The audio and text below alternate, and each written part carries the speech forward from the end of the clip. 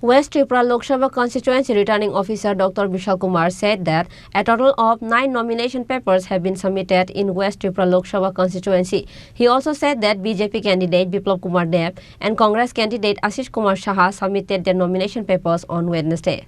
Returning officer Dr. Vishal Kumar further said that nomination papers will be scrutinized on Thursday. The last day for withdrawal of nomination papers is March 30. First west Tripura parliamentary constituency के लिए total अभी तक 9 applications आए हैं, nominations आए हैं और इन 9 nomination में महत्वपूर्ण नॉमिनेशन जो आए हैं वो भारतीय जनता पार्टी की तरफ से श्री विप्लव देव जी के आए हैं और कांग्रेस की तरफ से श्री आशीष शाह के आए हैं। बाकी जो 7 कैंडिडेट्स हैं इनमें से कुछ रीजनल पार्टीज़ के हैं और कुछ इंडिपेंडेंट हैं। तो आज तो डेट भी ख़त्म हो रहा है। हाँ, आज 20 जो डेट है वो फाइनल डेट है।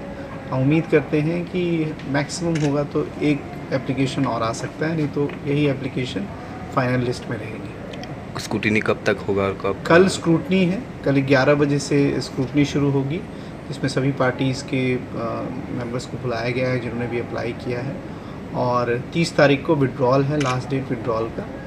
और बाकी जो हमारी ट्रेनिंग रिलेटेड तैयारियां हैं, पुलिस रिलेटेड जो सिक्योरिटी अरेंजमेंट्स हैं या पोलिंग स्टेशन पे जो अरेंजमेंट है वो भी किया गया है।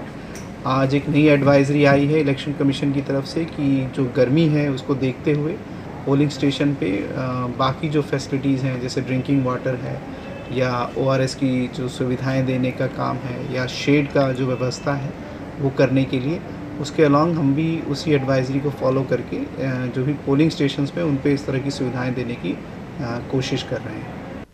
Reported by Pranav from Agartala, Chini Khorang.